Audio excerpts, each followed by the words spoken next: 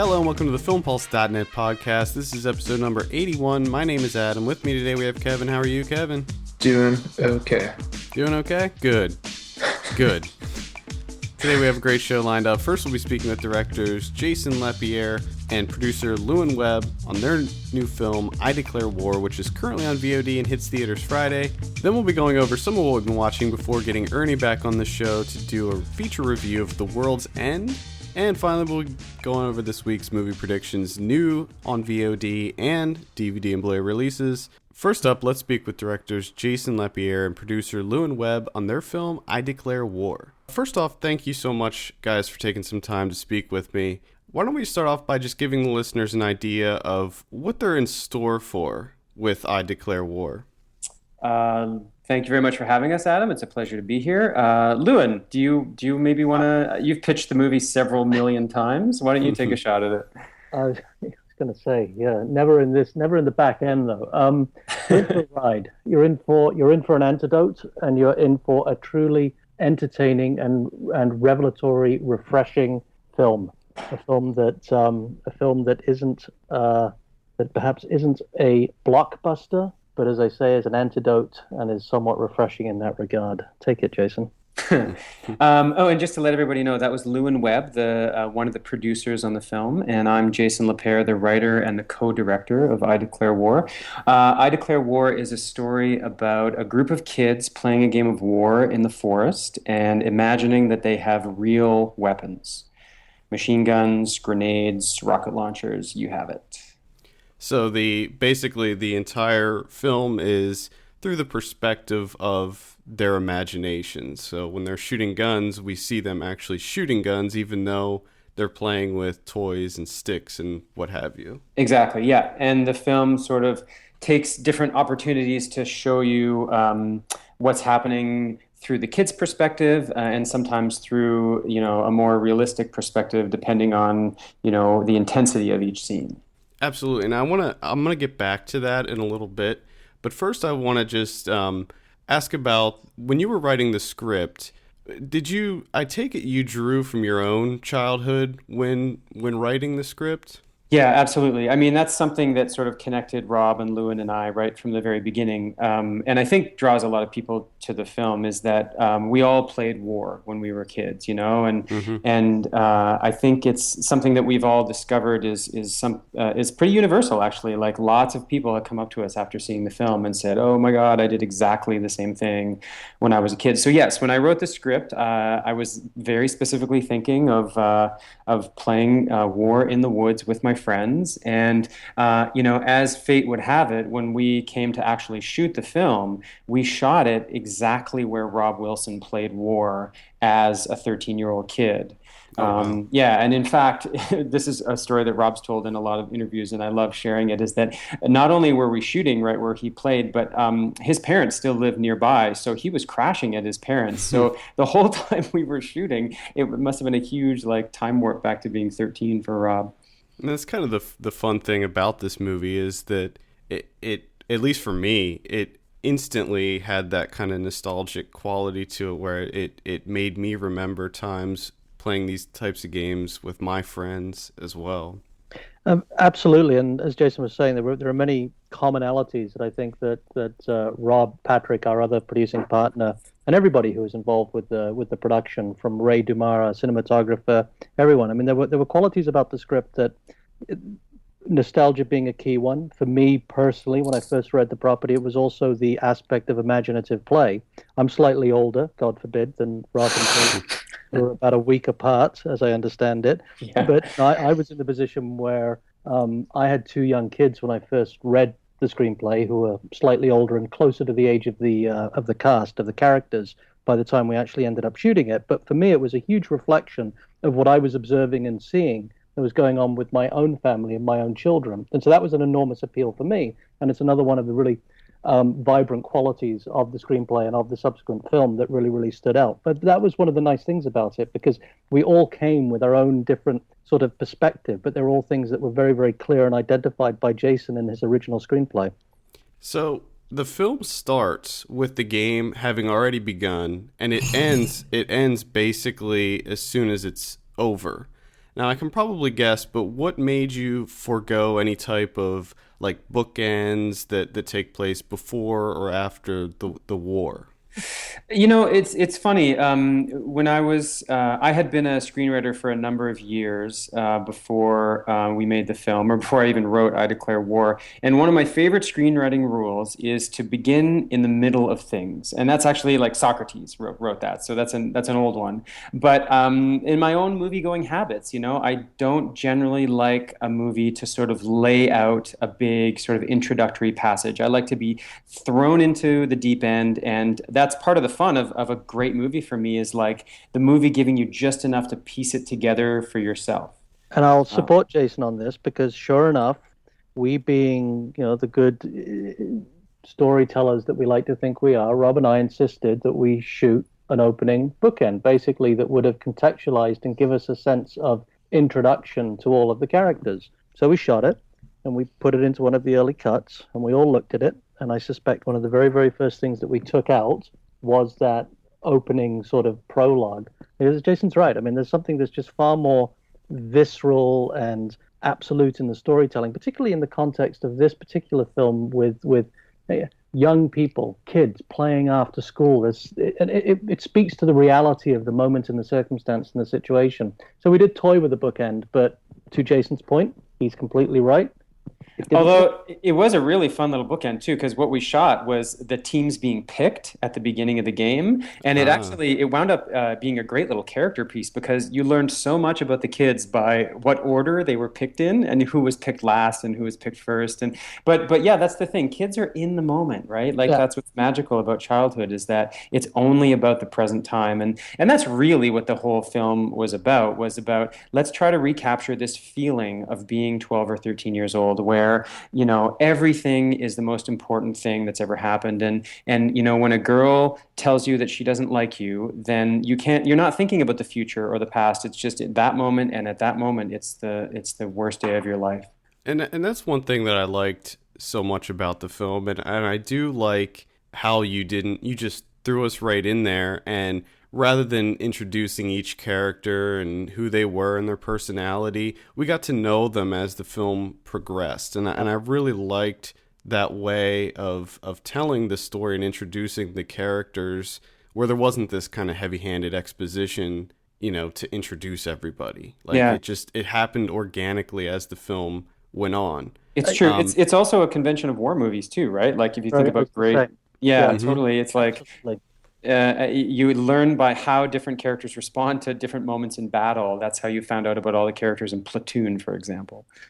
Exactly. And it was also, I think it was the use of the opening, not really title credits, but the opening animated sequence as well. It was more important for us to contextualize from the get-go this sensibility of it is a game and they are at play. Mm-hmm. So, we were trying to make sure that there was no confusion at this point. It's also why we added the sequence at the beginning. Very, very, very overtly and very, very clearly, we needed to show and depict the transition from sticks to guns, just because that became more important in terms of a prologue, if you'd like to use that expression, than sort of establishing who and what these characters are, just because the story and the film evolved so naturally and so well with the kids that we didn't feel that was necessary.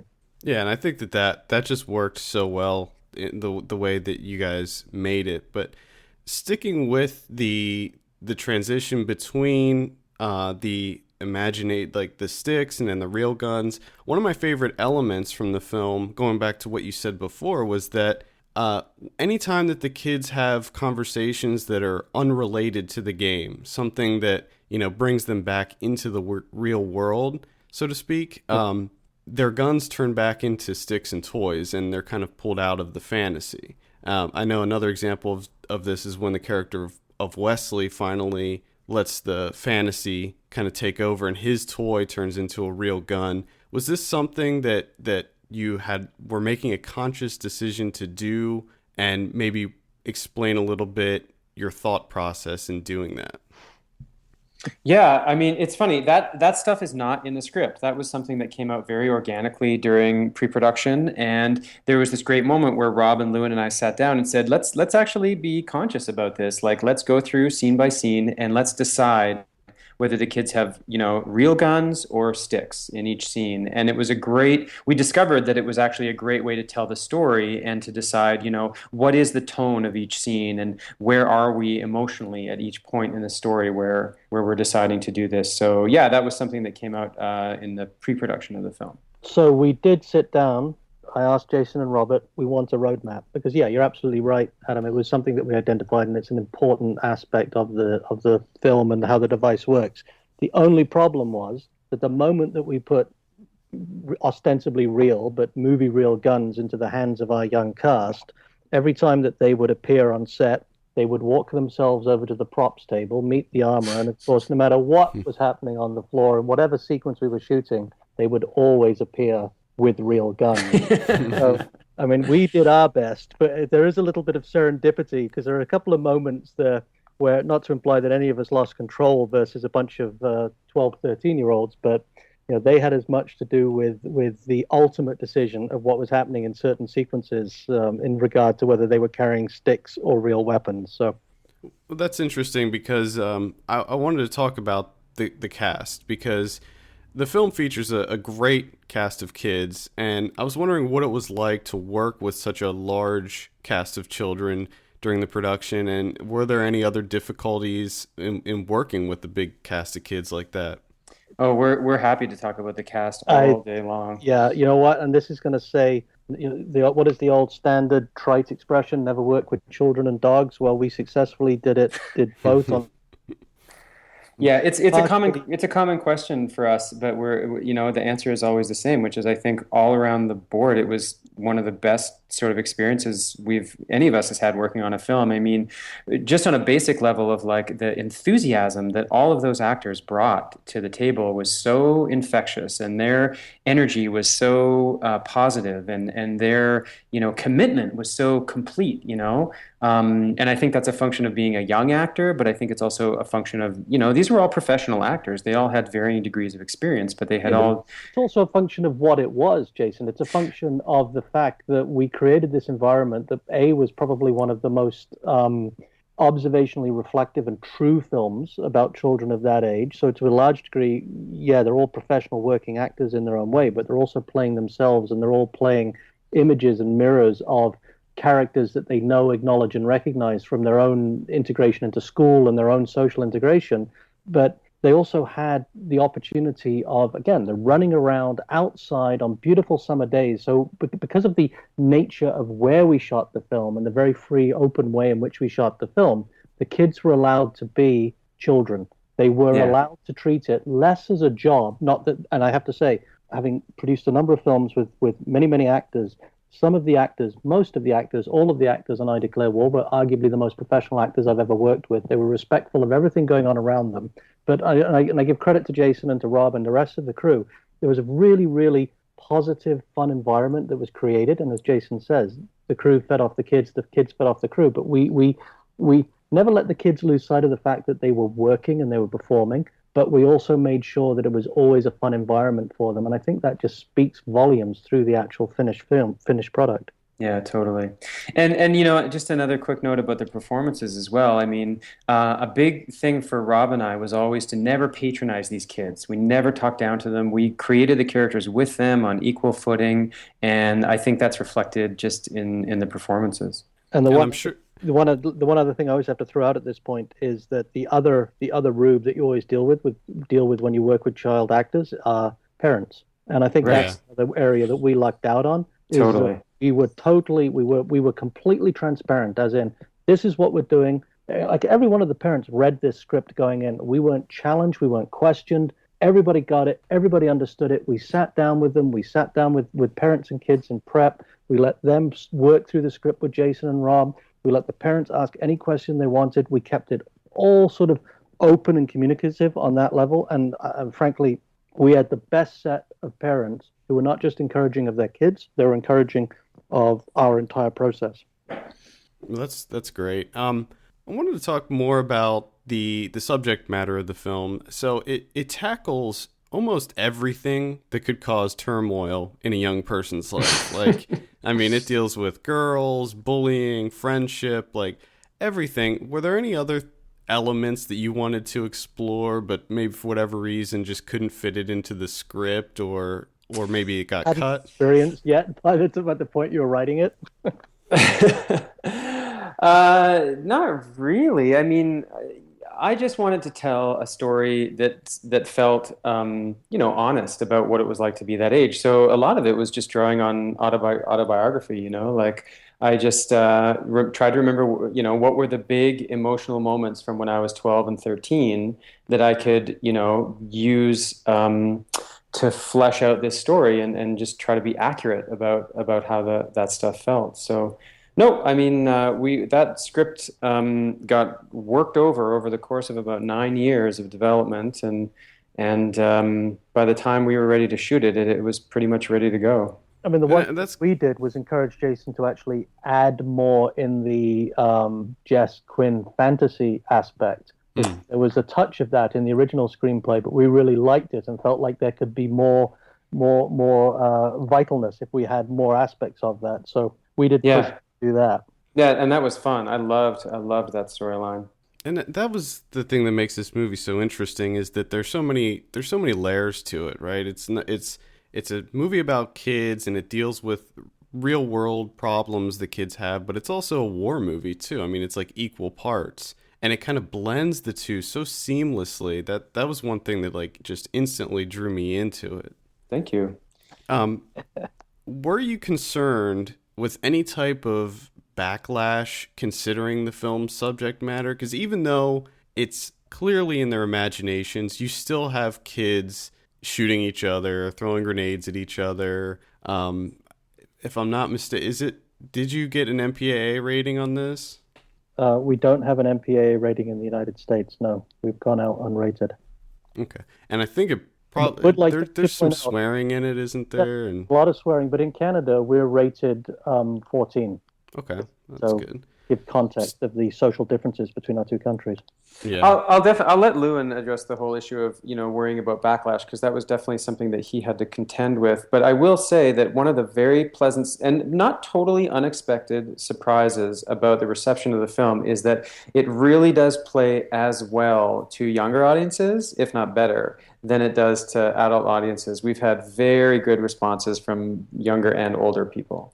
And that speaks again to the fact that from day one, the first moment that I read the screenplay, I mean, obviously lots of people have talked about the fact that the film is a combination of everything from Lord of the Flies to Battle Royale to the Goonies to that sort of thing. But I'd never, I come from a kitchen sink school of drama, very British and all that sort of thing, and I'd never read anything in the North American context that spoke with such an honest voice to kids, of kids, about kids. And it was refreshing in that respect. And it sort of harkens back a little bit to the earlier things we were saying about the different things that each of us brought to and saw and felt and found in the screenplay. And again, for me, it's primarily about imaginative play. And that's what I took in and took out of it. And so in that context, maybe I'm being too blithe and not really wasn't paying enough attention to the potential backlash. But, we live in a society where the utility, use, presence of guns, it's there.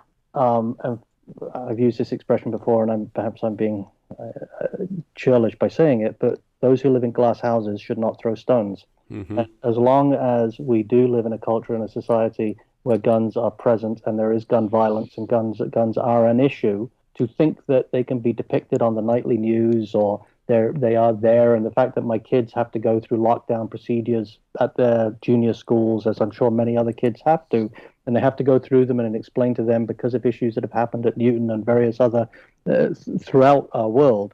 I mean, they're there. For us to ignore them, to ignore the presence of guns and the social cultural implication and influence of guns on young people, I think is ignorant on our part.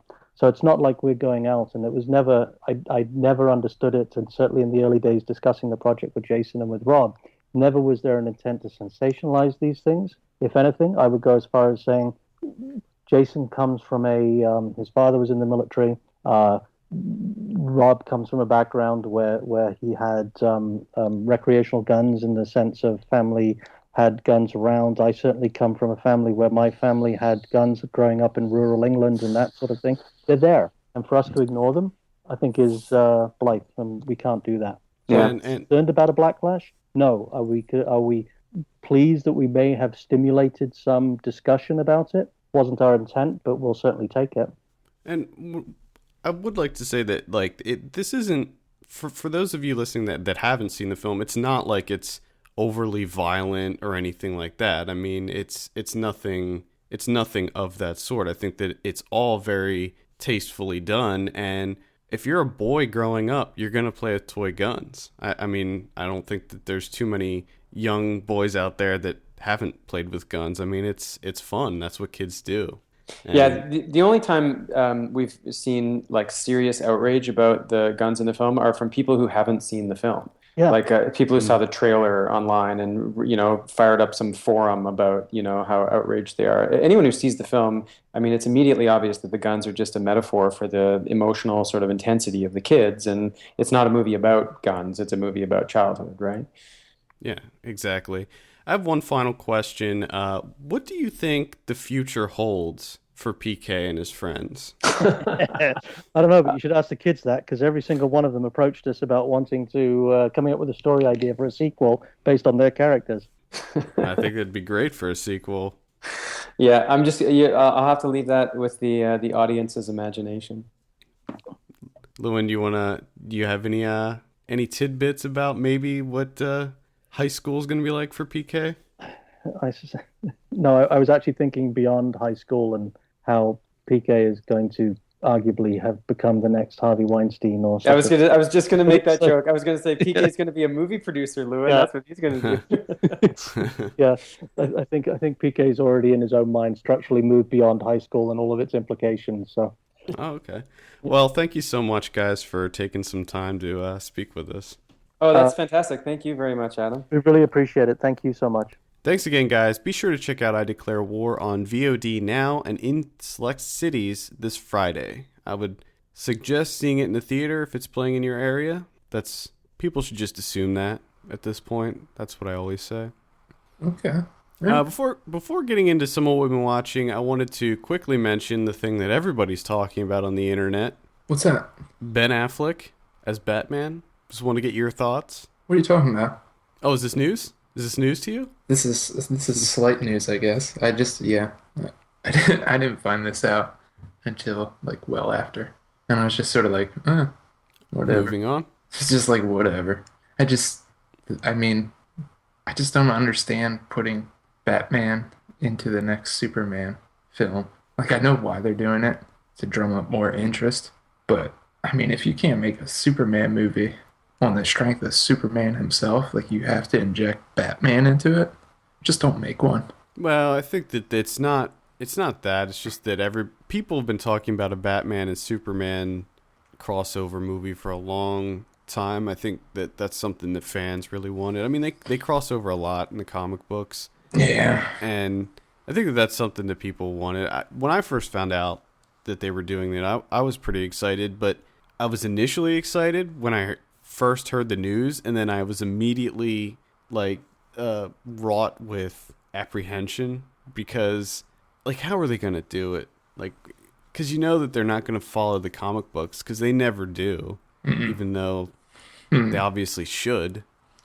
The comic books get it right. The movies rarely ever get it right. I cannot wait for Affleck's Batman voice. It's gonna be amazing. Yeah, that I just can't see. Because it really doesn't matter who the hell you get to play Batman. It's not like you have to be a good actor to play Batman. You just talk in a ridiculous voice and do stunts. That's it. Right. I mean, I don't think people are too upset about Christian Bale not returning as Batman, because Batman is the type of character where it can be played by multiple people, and I don't think it's like James Bond, where I don't think people are bothered by it.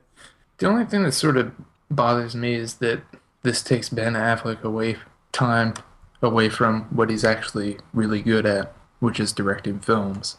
So he could be making a film during this time.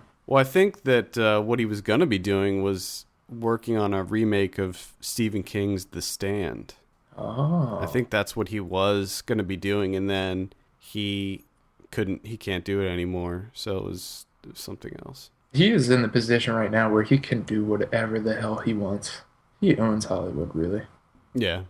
There's a funny tweet. Of course, when this news broke, there was a slew of tweets and posts and things and people weighing in on it. And Roadside Attractions sent out a really great tweet that I like. It just says, I think Ben Affleck can easily channel Bruce Wayne's state of mind. Just 10 years ago, he saw his career murdered right in front of him.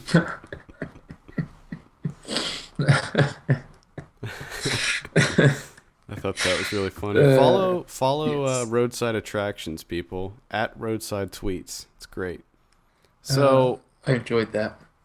I basically don't care. Yeah, I could give Batman. two shits. I think that when Heath Ledger was first cast as the Joker, people were all up in arms about that, thinking that it wasn't going to work. And I mean, look how that turned out. So I think that the idea of him as Batman is the least concerning thing about that whole project. Yeah, there's a lot of other things that people need to be worried about. It will be interesting, though, if I was thinking about this, if he's brought on as more than just an actor. Do you know what I mean? Like, if he is allowed some sort of creative input on the movie, I think that could be good, because you look at Zack Snyder, and he's a very visual director. Yeah, he cannot do anything with character or plot, and Ben Affleck is really good at developing characters. So we'll see. So yeah. So basically, we'll just. I mean, I don't think I've commented on it one way or the other. I don't care. Who gives a shit? Well, let's go ahead and get into some of what we've been watching. Last week was a really bad week for me. This week was a very good week for me. Yeah, you're killing it here. Yeah. You actually saw things that you enjoyed. Good for you. Good for you. It's so rare for me. You deserve it. I started the week off with the Look of Love, which is currently playing on video on demand. It stars Steve Coogan as Paul Raymond, who in the States not many people know who he is, but when he was alive, he was the richest man in Britain. He was super, super wealthy. He was kind of a pornographer in a way. I would relate him to Hugh Hefner. Okay. Where he owned a whole bunch of property, including some strip clubs, sort of strip clubs. I would say they're more like burlesque houses. Okay. There were more like performance-based places, and he was like part owner of a men's magazine, and he just really big businessman. But at any rate, this is your pretty standard biopic. I wasn't real big on it, but it visually looks really good. Much of it takes place in the 70s, so it has a really, really good look to it. The directing was pretty solid. This is by Michael Winterbottom, the guy that did The Trip, 24-Hour Party People, The Killer Inside Me. He is definitely a director that's all over the place. Yeah. I mean, he is all over the place. But it's a light recommend for me. There were moments of it I liked. I mean, Steve Coogan, I'm such a fan of his. It's really hard for me to see a movie with him in it and not enjoy it. And his character in this was not a very likable guy, but at the same time, he was just so charming and charismatic that you kind of have to like him. He just won you over, didn't he? Yeah, with pretty his much. Charm and charisma. Pretty much. Did you swoon for him? Were you swooning? I wouldn't say that. Yeah, you were swooning. Wouldn't say swooning. You were swooning. Either way, like I said, pretty typical biopic, but still somewhat entertaining. I followed it up with Good Old Frida, and we do have an interview with the director of that coming up. This comes out next Friday, I believe, in theaters. Not this coming Friday, but next. Mm-hmm. Directed by Ryan White, and it's about the Beatles' secretary. Her name was Frida Kelly.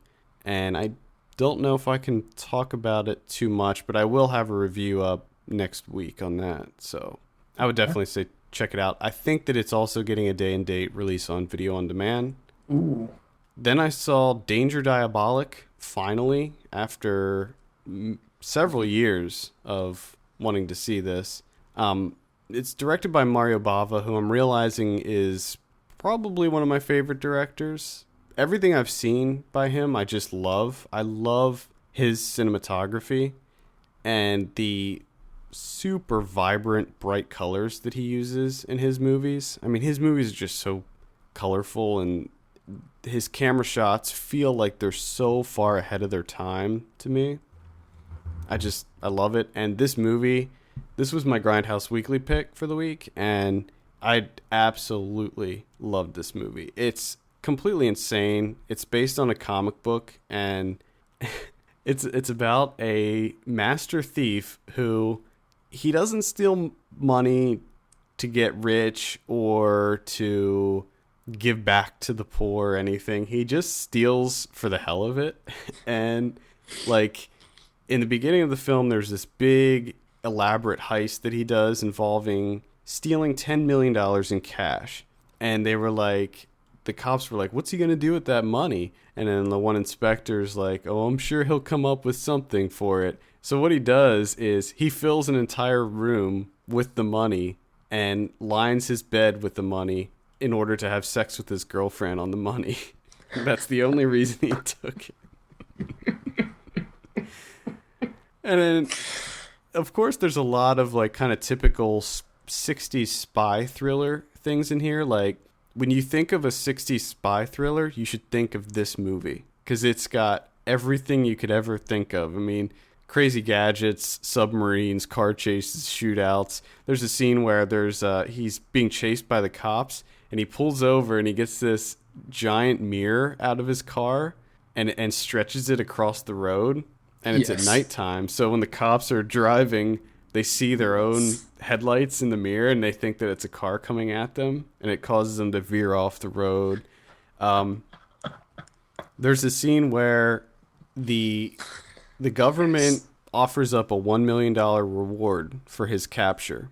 So what he does, and his name's Diabolic, what he does when he finds this out is he blows up every tax building in the country so that the government doesn't have any money. And then what they do is they're like, oh, our gold reserves are in danger of being stolen by him. So they melt down all the gold into one 20-ton bar of gold. And of course he steals that too. That's doable. Oh, it's great how he does it. They transport it on a train, and he blows up the train. and the gold bar sinks to the bottom of the ocean, and he picks it up with a submarine. Oh my god. This sounds absolutely amazing. This movie is an absolute must-see. If you've ever seen the Body Movin' video by the Beastie Boys, this is that movie. Yeah. There's clips from this movie in that, and some of it's like recreations. So that'll give you an idea of what it looks like. But he lives in this like really big, elaborate underground lair that looks really, really great. And it's got a great kind of jazzy soundtrack to it as well. Fantastic. It's a must-see. I mean, this movie is so ridiculous and fun. It doesn't take itself seriously. It's got a lot of comedy in it. And Diabolic is just a badass. Like, he loves fucking with the people that are trying to get him, and he just does it for fun. Nice. Yeah. It's good to hear. I loved it. It was just a rip-roaring good time, Kevin. Ooh, I haven't heard that in a while. Yeah, rip-roaring. Wow. Then I saw A Teacher, which is not a rip-roaring good time. Kind of a polar opposite, really. It's a pretty bleak, depressing film. This is the first feature by Hannah Fidel. She was ranked as, I think it was Movie Maker magazine's top 20 directors under 25 or something like that. Just based on this film? Yeah. Really? Yeah. This premiered, I think, at Sundance, and it also screened at South by. We didn't get a chance to see it. And basically it's about a high school teacher who has a relationship with a student, and the relationship ends and she basically just loses her shit. And it's really weird because it's not like a typical movie that has this kind of subject matter. You know, there's no awkward courtship, there's no aftermath, like where after she gets caught, you know, there's no like trial that they show or anything like that. When the film starts, they're already in the relationship. And when it ends, it's before she gets caught. So you basically just see the middle part of the story. Gotcha. And it's very well shot. I mean, it's shot like an indie film. You know, lots of scenes of the back of people's heads. Fantastic.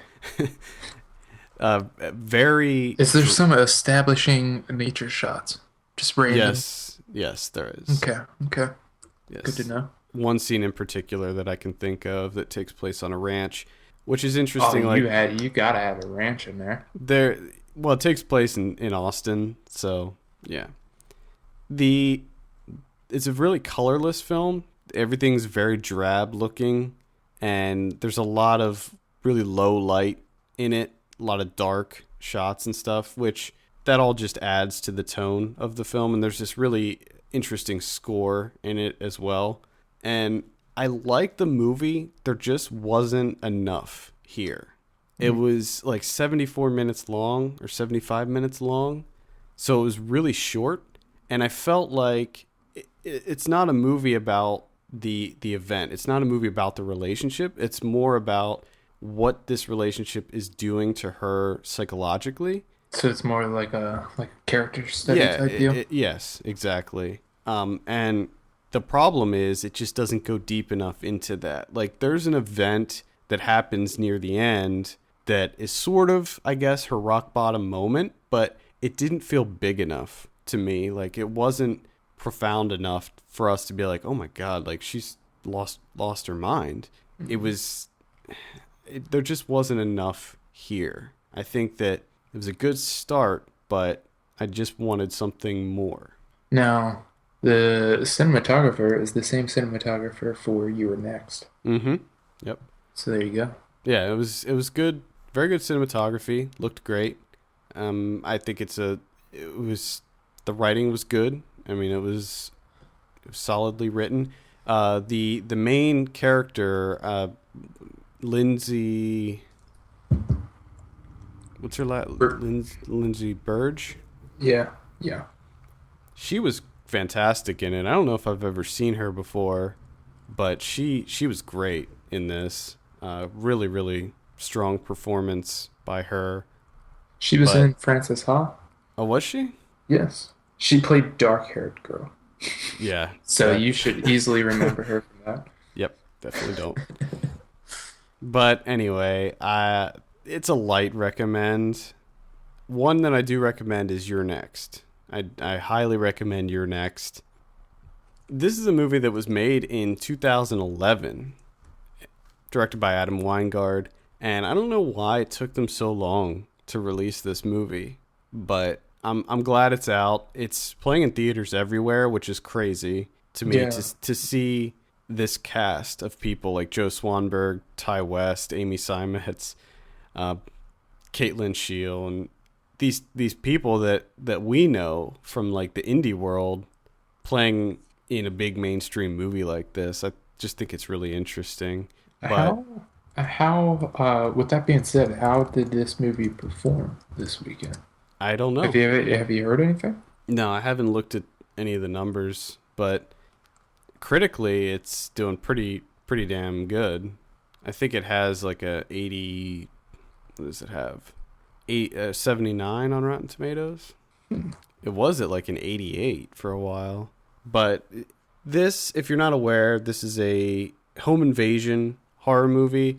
It has some interesting twists in it. It's not your typical horror movie, and I think that's why people like it, and I think that's why it's getting the kind of traction that it is, that and the crazy marketing campaign they've been doing for it. It is scary at moments. I think that anyone that has any kind of fear of a home invasion will find this to be absolutely terrifying. But more than anything, it's just really, really a cool story.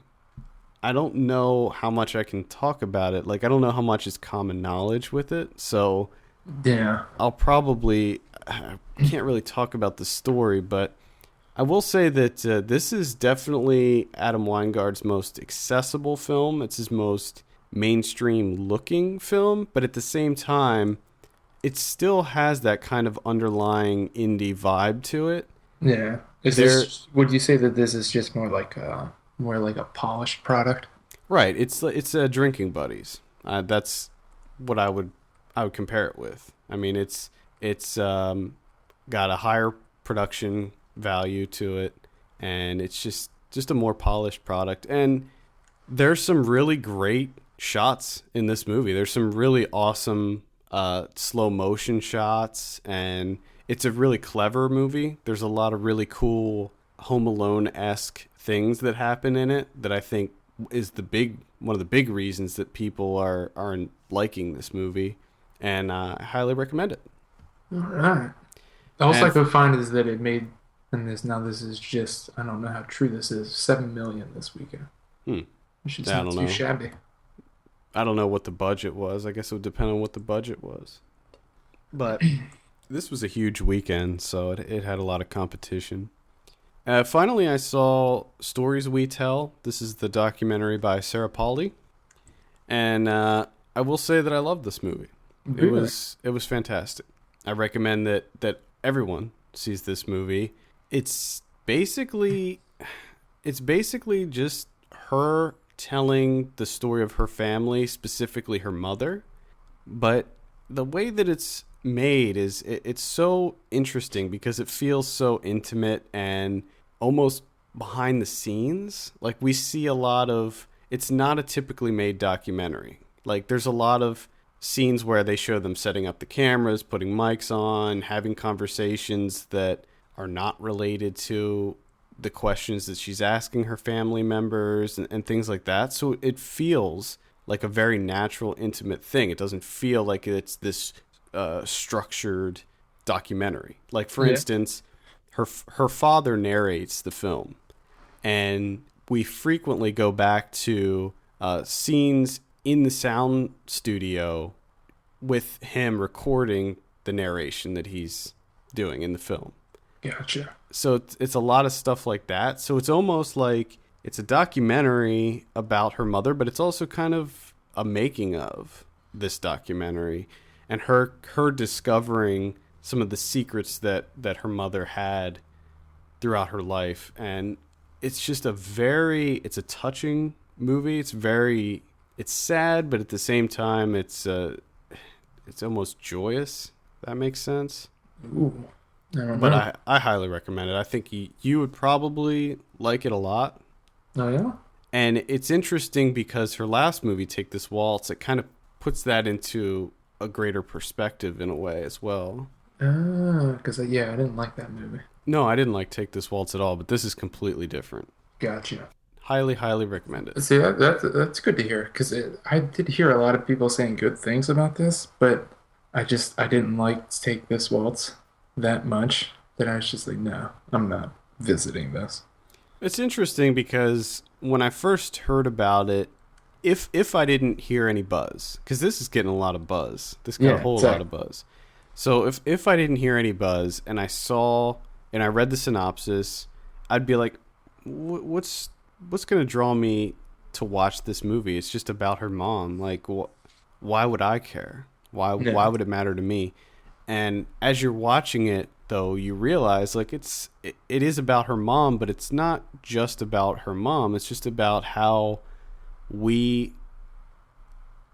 our families tell stories about one another and how these things can get misconstrued and can evolve over time. And it's very focused on families and history behind them and stuff like that. So it's very interesting, and I highly recommend it.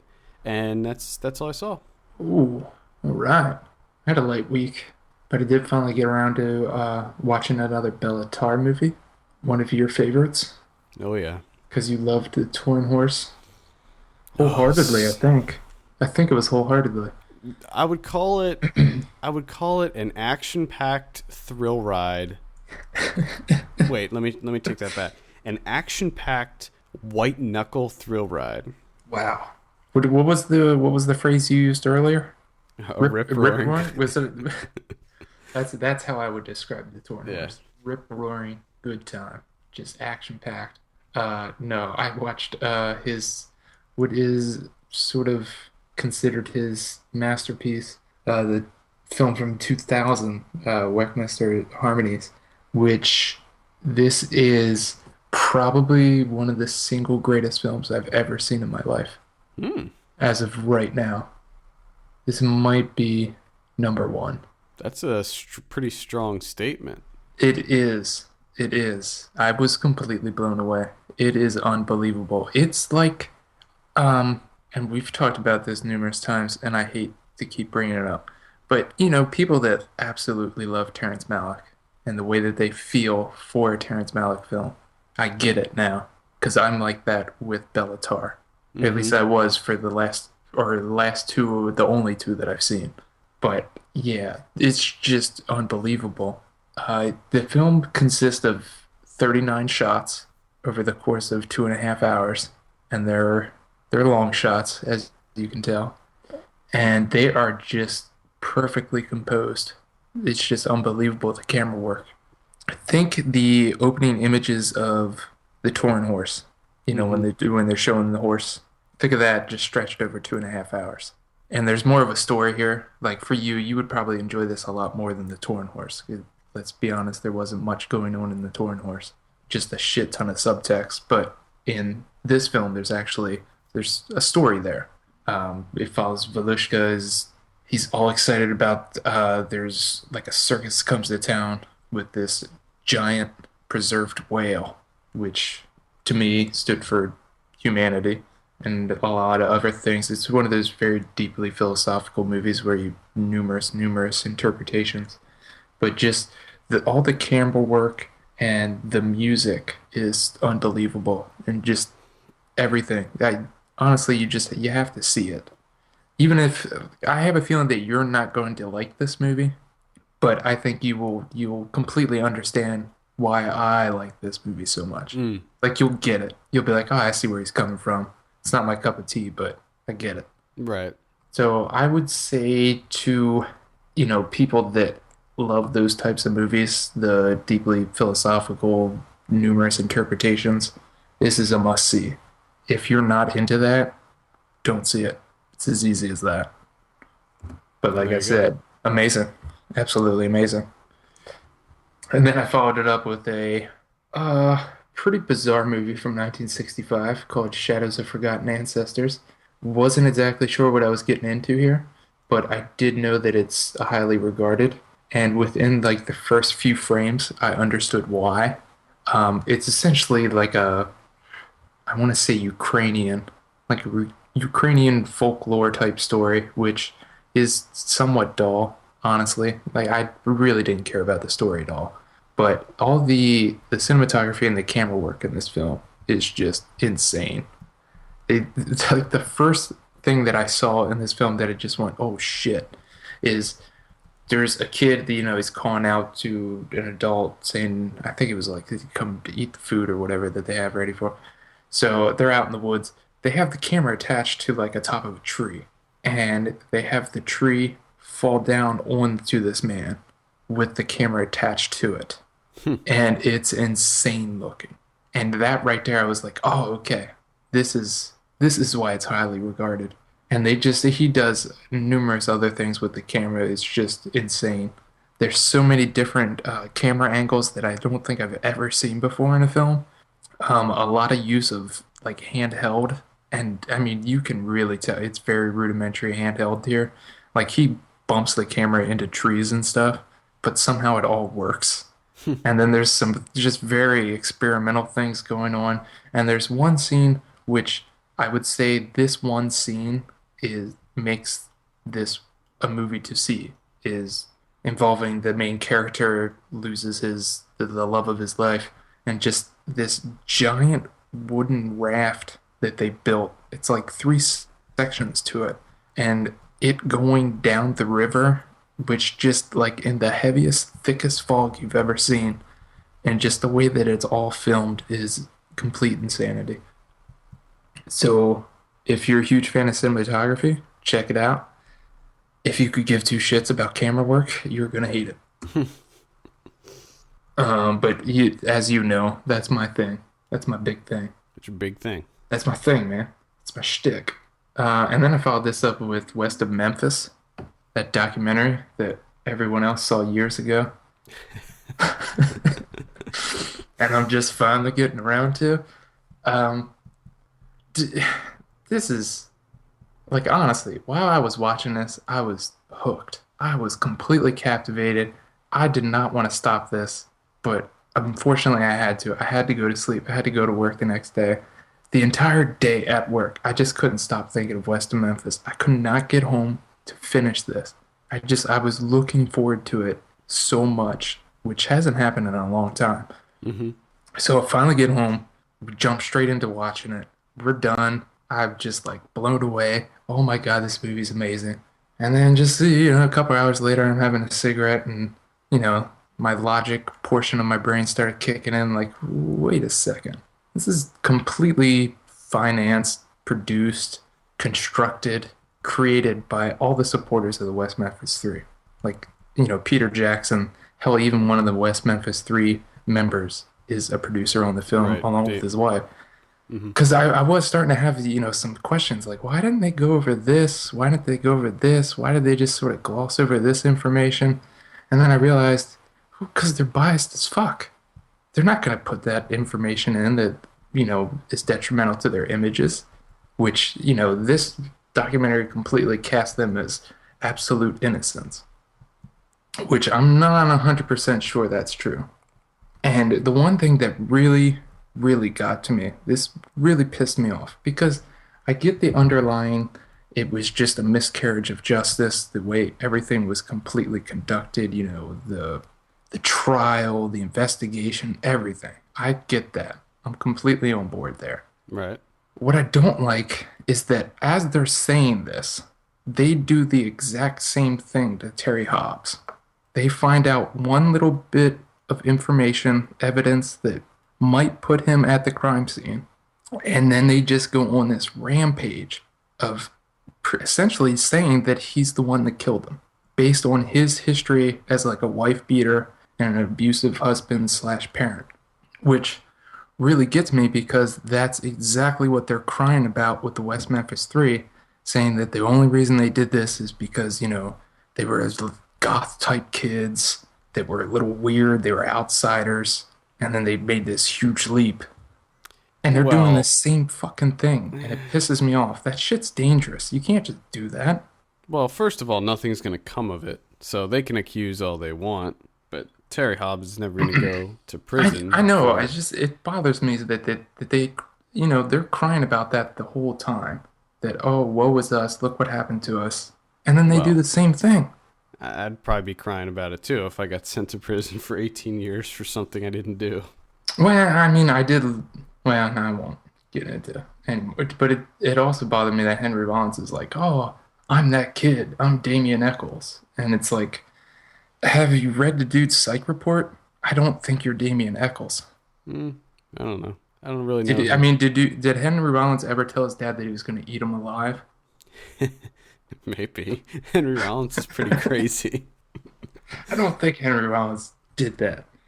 Well, I think he obviously he was just referring to being like the outsider, the kid that's different.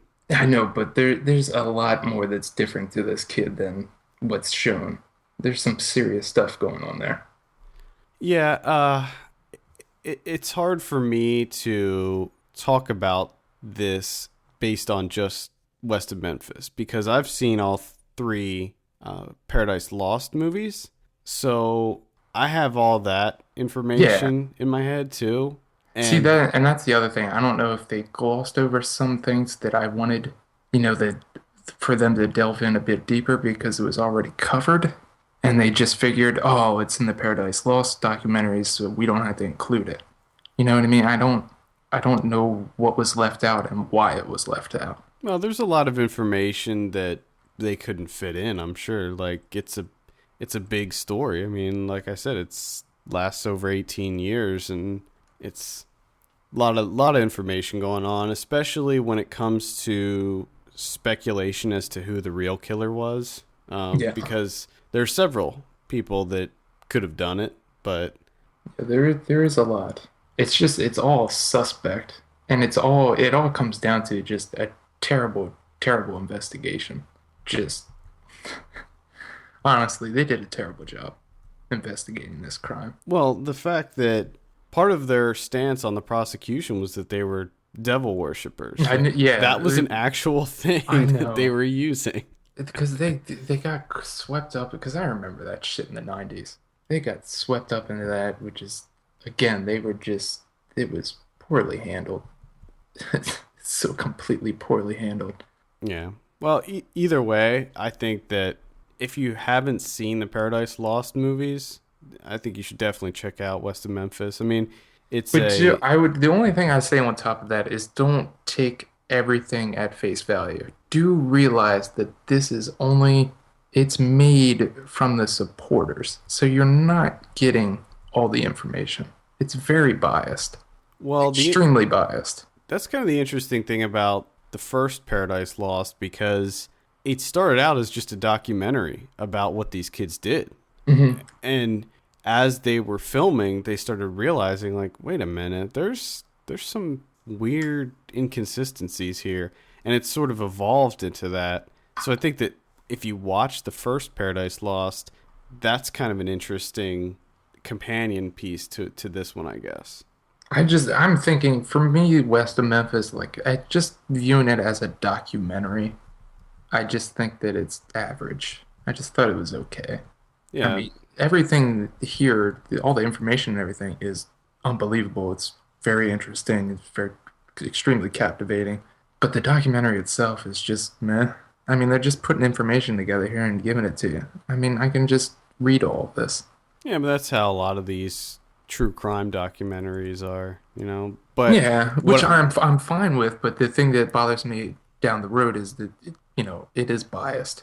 my And my I am thing, upset with the way that they did the Terry Hobbs thing, which completely goes against what they're crying about.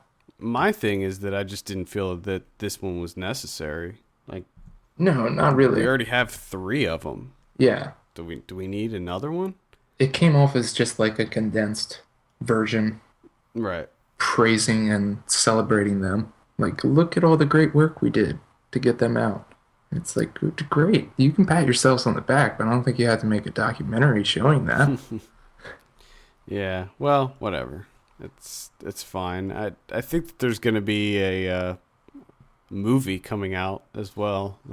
Oh, great. Dramatic More. interpretation of it. So More. there's more for you to look forward to. I can't wait. It's unbelievable. And then I watched A Single Shot, which I do have a review up. The movie with Sam Rockwell, who is, let's just face it, the guy kills it and everything. Mm-hmm. It's Sam Rockwell. He's unbelievable. So that's really all you need to know. Sam Rockwell's in this, so go see it. Do I really have to say any more? Adam, do you want to know more? No, I mean I was already sold on it. You're in. So You're in. It's Sam Rockwell. Okay. Movies with Sam Rockwell in it should just be called Sam Rockwell. Sam Rockwell. Sam That's it. Rockwell 1, Sam Rockwell 2, just down the line, just number them. That's all you need to know. But it's a very familiar story, Sam Rockwell comes across a heap of cash accidentally. Of course, it belongs to some criminal types. Game of cat and mouse. They want their money back. He's trying to keep it. And it's Sam Rockwell with William H. Macy as the worst dressed lawyer with a toupee ever. Yeah, I started watching this, but I didn't get a chance to finish it before we had to start recording. So I did see good old Bill Macy. The cinematography is great. I absolutely love that. And one of the the big surprise is that Jeffrey Wright is in this movie, and I didn't know that it was Jeffrey Wright. Like, he plays completely out of character here. I don't think I've ever seen him play this type of person. He plays just an absolute drunk. I mean, huge drunk. But he has that, like, southern accent to him, which he does. It's sort of bizarre because he's much like the drunk that he plays. He stumbles between unbelievable, like, greatest performance of his life into, like, self-parody. He's just, like, stumbling between those two of, like, oh, this is a really bad performance. And then you're like, oh, shit, it's, like, the greatest performance he's ever given. And then he says something else, and you're like, well, maybe it is a bad performance. It's very odd, but surprising nonetheless. And like I said, Sam Rockwell. So shut up already and see it. This is currently playing on video on demand, so you can check it out there. Yes, I recommend it. Check it out. It's good. Let's go ahead and jump into a review of The World's End. Ernie, thank you so much for returning. How are you doing? I'm doing good. How are you? Doing pretty good. Now, we just posted your review up on the site, right? And you gave it a 5 out of 10. I guess we should briefly go over the synopsis and all that fun stuff. So this is starring Simon Pegg and Nick Frost, and it also features a whole bunch of people that I'm a big fan of, like Eddie Marsan and Martin Freeman. Patty Considine. Oh, yeah. Big fan of his, too. And this is directed by Edgar Wright, written by Simon Pegg and Edgar Wright. Synopsis says 5 friends who reunite in an attempt to top their epic pub crawl from 20 years earlier unwittingly become humankind's only hope for survival. I think that I'll kick it off since we have your review up.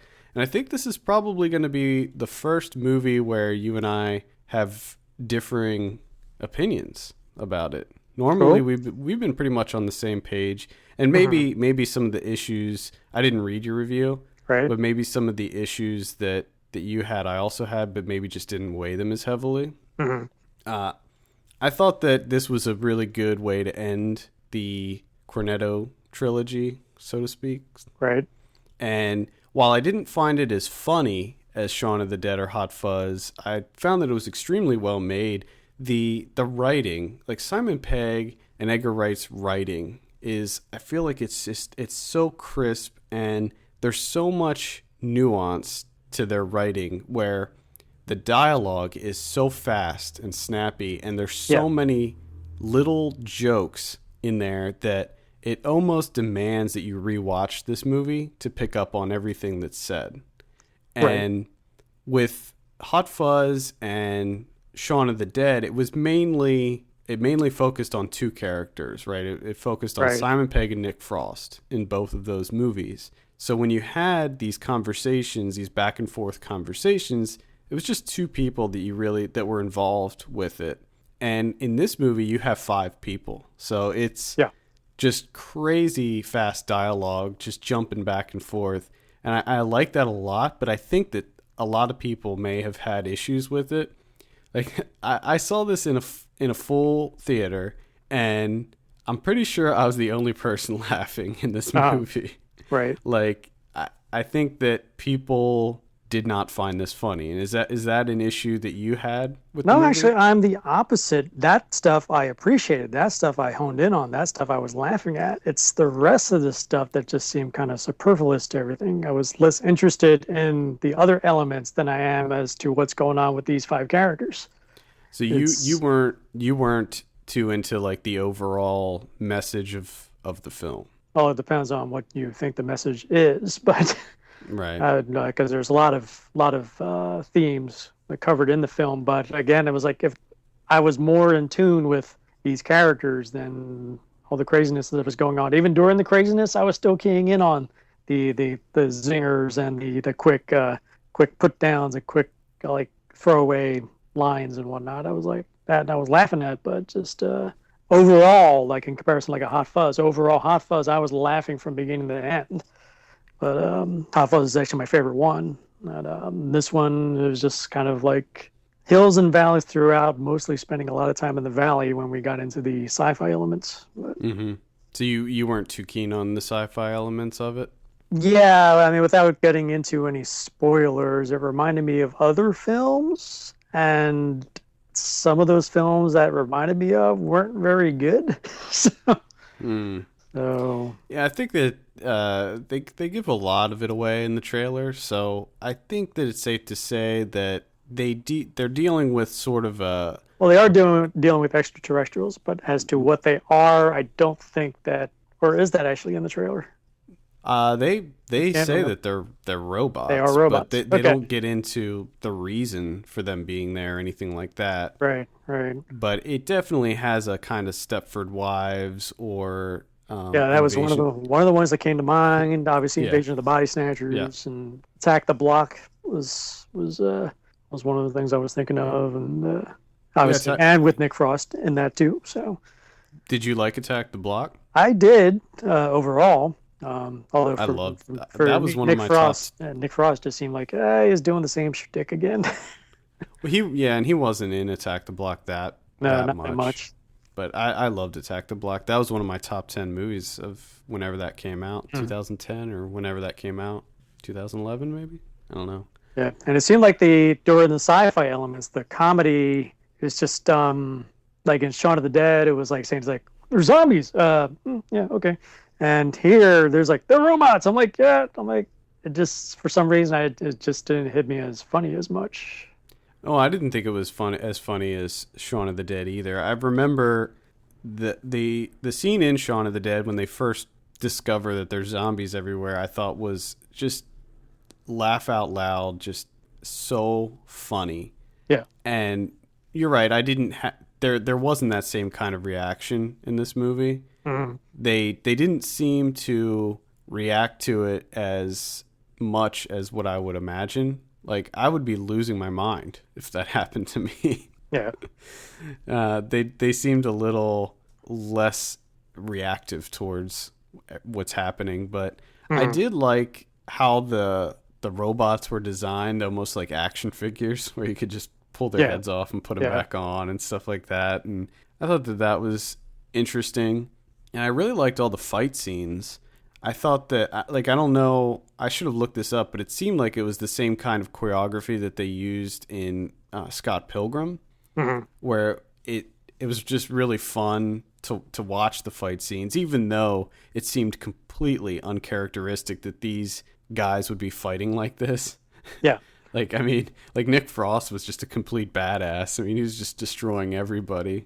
On a behind the scenes note, they had Edgar Wright said that just about everybody did their own stunts, so and their own fighting.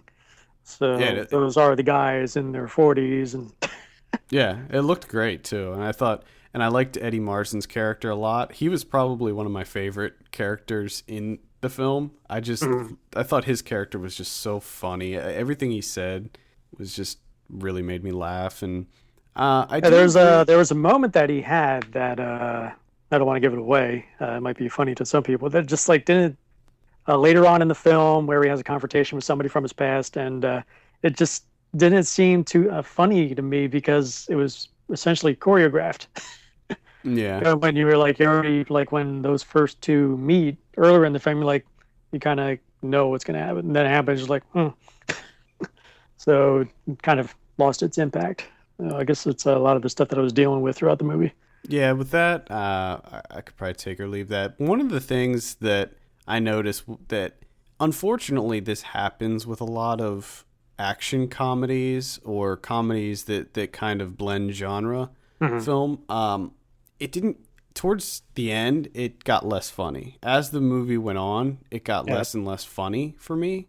And by the film's climax, I didn't think it was funny at all. Yeah, for me, it felt drawn out.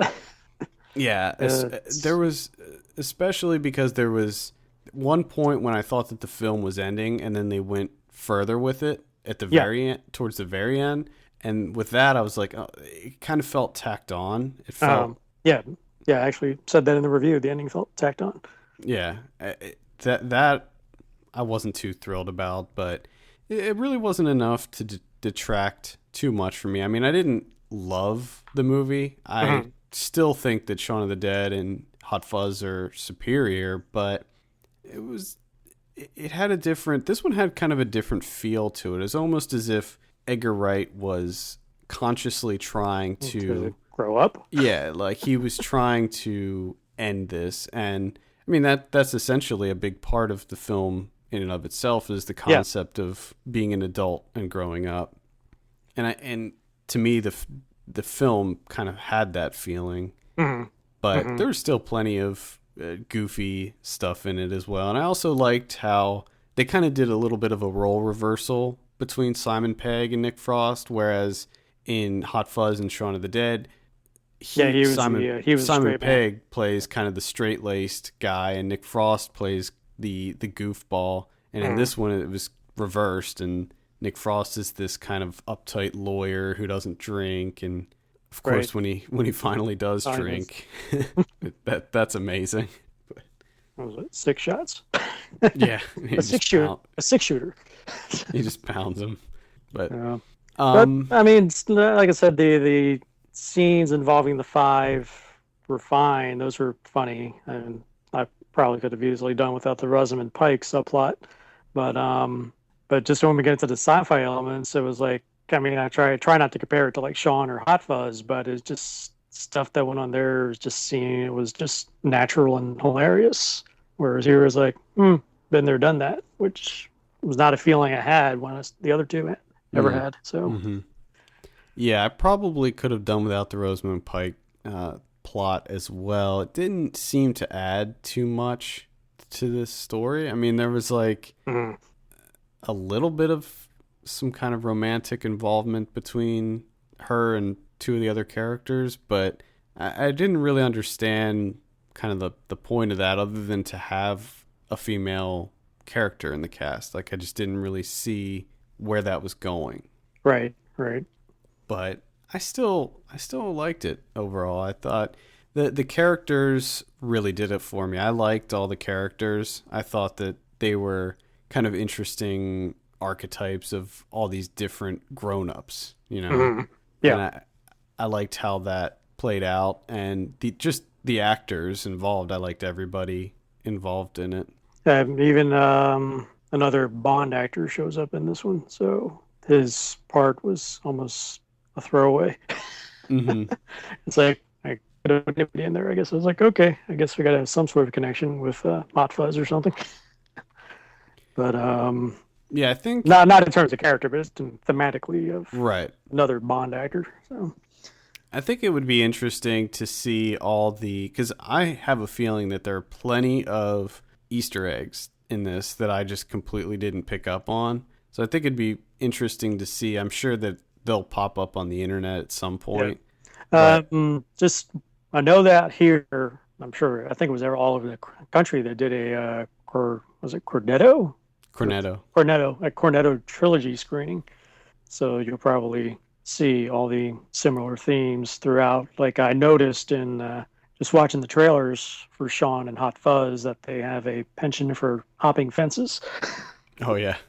So or going through them. Or going through them, and you notice how it changes. Like, oh, they did that. Okay, they did that. And then, oh, yeah, okay, what happens here makes sense. So, yeah, there are plenty of little things like that. I mean, just the most obvious is at the end of The World's End, how they have the Cornetto wrapper fly up onto the fence and stuff like that. And that ice cream is in all of the other ones as well. Like in Shaun of the Dead, he goes to the market to pick one up, and I can't remember where it's at in Hot Fuzz, but I know it's there somewhere. Yeah, I don't remember. I haven't seen it in a while. I think that there was like something where like everybody got ice cream in the police station or something like that, maybe. Possibly. But yeah, I'm sure that there's plenty of other things that connect them, and I'd be very interested to find that out. I actually don't have a whole lot more to say about it. I liked the way it was filmed, the kind of Edgar Wright almost, the Edgar Wright style. Yeah, it was almost Michael Bay-esque, but that's Edgar Wright-esque style. I like how he, like in Shaun of the Dead, I think he even did it in Spaced, where he does like the quick the quick cuts and stuff, and he Mm-hmm. uses the camera as part of the comedy. He uses it as part of the experience, and I always like that. Yeah. And I'm just an overall fan of Edgar Wright. I think that his writing is really good. And I don't know if it's just his or him in collaboration with Simon Pegg, but I think their scripts are just top notch. And I'm very interested to see what he does with Ant-Man. Mm-hmm. Mm-hmm. Especially if they get Simon Pegg to play him. That would be pretty entertaining. I think it would, but I think that that's just a big... Yeah. Because I remember... Because I follow Simon Pegg on Twitter, and when he posted that picture, as soon as I saw that picture pop up, I was like, oh, God, the internet's going to explode. And it did. It's like, well, yeah, but Vin Diesel threw everybody off by pointing at Ultron, and it turns out he's Groot. So, Yeah. So who knows? Yeah, but unlike Hot Fuzz and Scott Pilgrim and Shaun of the Dead, I wasn't like saying, okay, I got to go see this again. And as soon as it was done, I was like, I'm done. Yeah, see, I would like to see it again. I thoroughly enjoyed it, and I just wish that the theater I went to see it with was a little bit more into it. Like, I just don't understand. Like, they were dead silent the whole time. It was just so odd. Yeah, people were laughing a lot out here in the audience that I went with, and just not me as much as them. So. I don't know if it was just unintentionally not funny. Like, it wasn't like there were jokes that didn't work for me. I just didn't feel like it was supposed to be as funny as something like Shaun of the Dead. It didn't seem as goofy, you know? Yeah. But I don't know. For me, a comedy is supposed to make you laugh. If it's not making me laugh, it's not working. Yeah. But, I mean, Precedence is like his previous 3 films were definitely comedies, and they were all funny. What did you think of Scott Pilgrim? Did you like that when it came out? Initially, when I saw the trailer for Scott Pilgrim, I'm like, I don't know. But then when I saw it, I'm like, I thought it was great. Yeah, I read all the books, and so I was really excited for the movie, and I thought that it was such a good adaptation. I mean, it sticks so close to the books, and Brian Lee O'Malley was involved with it, and I loved how they represented all the stuff that's, because I was like wondering how they were going to do that, you know. Yeah. But it's very much a live action video game. So yeah, basically it was amazing. So I would say if I were to score The World's End, I'd probably give it like a 7. I'd give it a 7. So, and you gave it a 5 out of 10. I'm in the middle. In the middle. That's a shame. Like, where is this sitting as far as like your top summer movies? Because it's pretty much the end. You know, this was like the last one of the summer. It probably would actually be in the middle of the summer movies, not on the bottom, but because I've seen worse. But somewhere in the middle range. Now, did you see? I'm trying to think of the other comedies that came out this summer. Like, This Is the End. I didn't get to see This Is the End. The Heat, which I kind of liked. Yeah, I was not big on The Heat, but I can't think of those. Those were the only 2 that I remember that stick out to me. Oh, there was like there were some bad ones, like We're the Millers. Yeah, I avoided We're the Millers. I knew that just probably wasn't going to be any good. Yeah, I didn't see that either. Just because there's a cardboard stand-up poster thing that's always in the theater for We're the Millers, and there's one of them that says like it says like the son, and then below that it says but he's a virgin or something like that, and that for some reason that always bothers me because it's like what it's so stupid. Aren't most sons virgins at some point? Yeah, it's so stupid. But anyway, I would still recommend going to see The World's End in the theater. Where would you say, like a rental? If you're a fan of the Pegg and Wright, then yeah, go see it. Just you may like it, you may not. I don't know. But if you're not a fan, then it's probably a rental. Now, this currently has a 91% on Rotten Tomatoes. What do you think it is that seems to be working for critics that didn't work for you? a lot of the blurbs I see, they're saying it's a great science fiction movie. But like, it's like, no, I would have been more interested in the human element. But yeah, well, I can see that. I can definitely see that. All right, well, there you have it. The World's End in theaters now. So go check it out if you're into the Edgar Wright stuff. I think that'll wrap it up. Ernie, thank you so much for taking some time to speak with us. hey, no problem. Let's move on and talk about predictions. Last week, we said The Mortal Instruments, City of Bones. City Bones. You said 22, I said 20, actual 13. 13 on it. The World's End, you said 84, I said 89, actual 91. That's good to see. Yeah, That makes me happy. very good to see. You're next. You said 72, I said 74, actual 79. Also good to see. And The Frozen Ground, you said 9, I said 12, actual 55. You gotta be kidding me. Yeah, that's crazy. Something tells me that there weren't a lot of reviews in for that one, and that's why the score is what it is. Checking it out. Reviews counted 38. That's actually a good number. 38. So maybe Frozen Ground isn't too bad. Yeah, but how many of these fresh reviews are actually fresh? Yeah, I exactly. mean, one that's fresh says, not bad at all. I mean, that's not a ringing endorsement to me. Yeah. Well, let's go on and let's talk about next week. We got Closed Circuit. This is a shitty week next week. As good as this weekend was, next weekend is pretty bad. You would have thought that they would have, spread these out a little bit. Like, hey, Yeah. why don't we move some of these into next weekend? This weekend was a fantastic weekend for movies. Next weekend, not so much. We have Closed Circuit. This is the one with Eric Bana.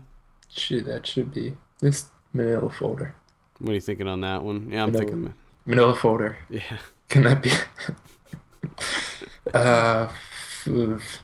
54. I'm going to say 52. I think it's probably going to be worse than that, but we'll see. Probably. Getaway. This is the one with Selena Gomez and Ethan Hawke and John Voight. Manila folder. Yeah, I'm going to say 35. I'm gonna go 30. I think it's going to be very bad. Selena Gomez is a young hacker. Ethan Hawke is a burnt out race car driver. Oh my god. I want to see the pitch session for that. Jeez. Word. And finally we have One Direction, This Is Us.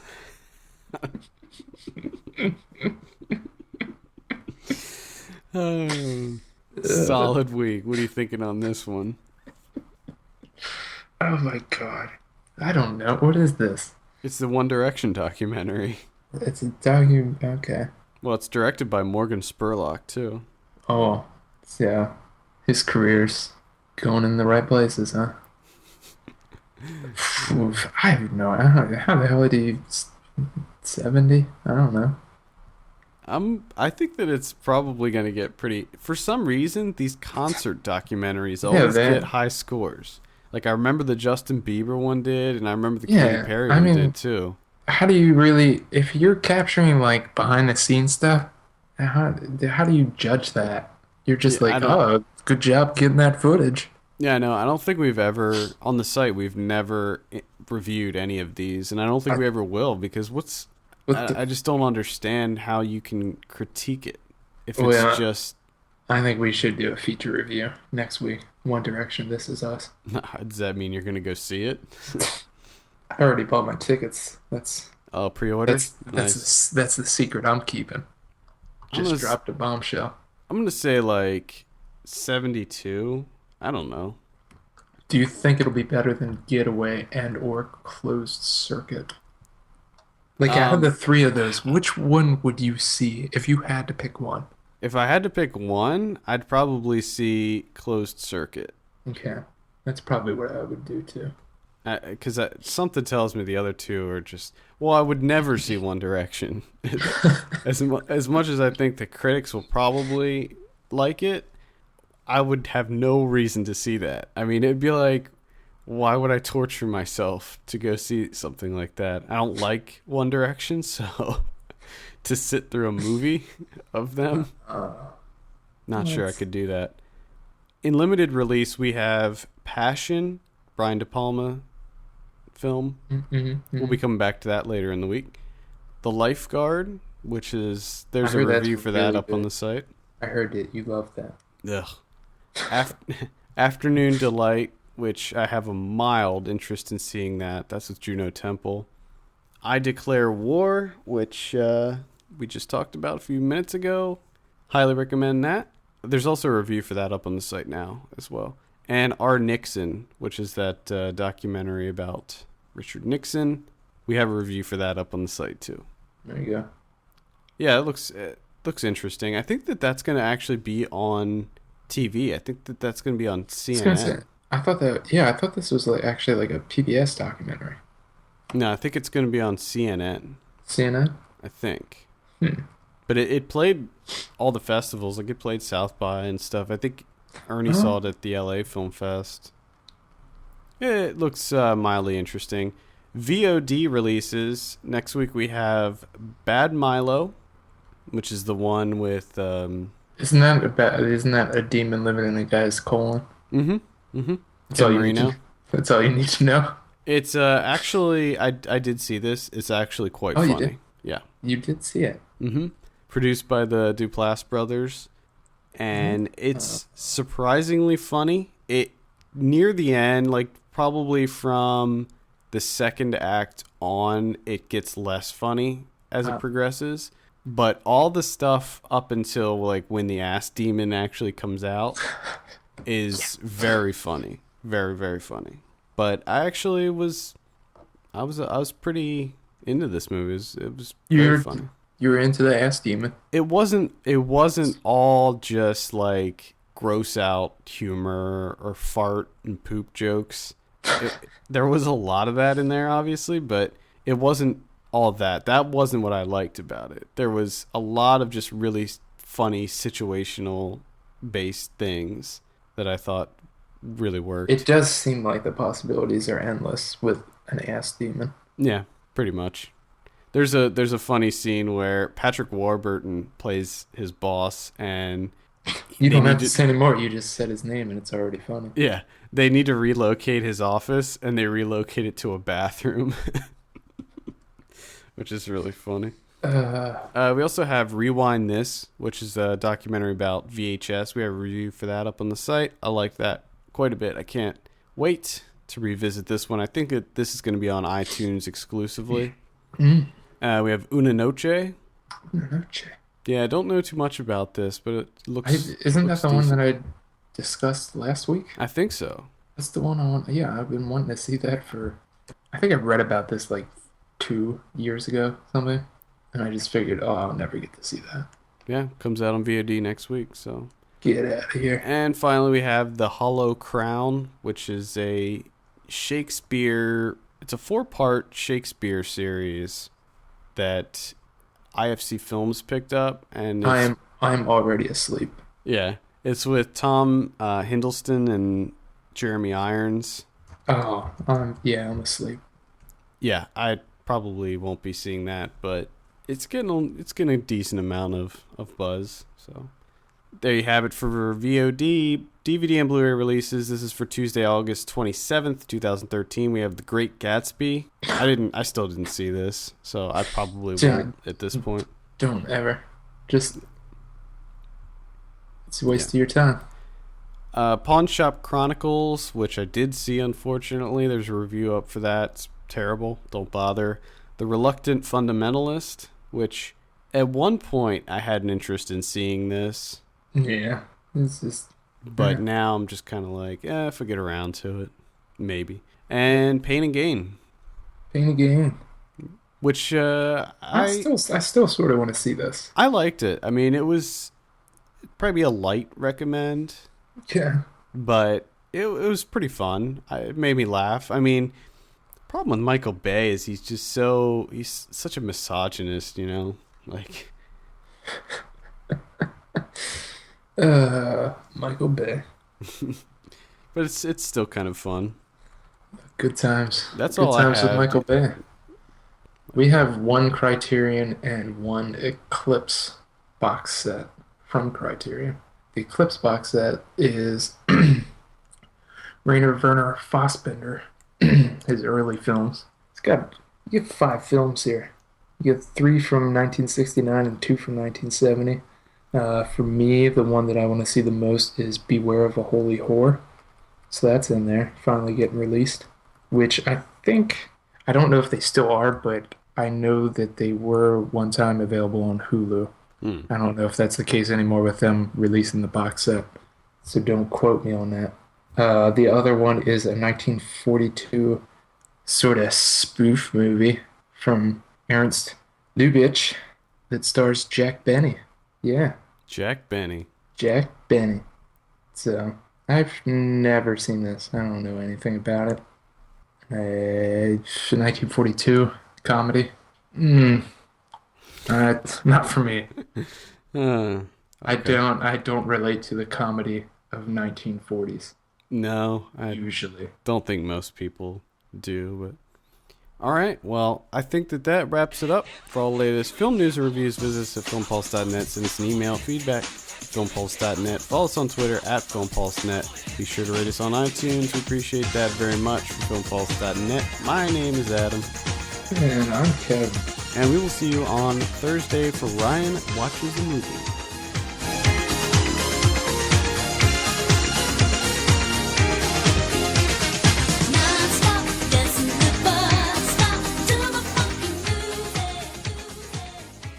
Then we'll be Yeah. stumbling over my words. Get it.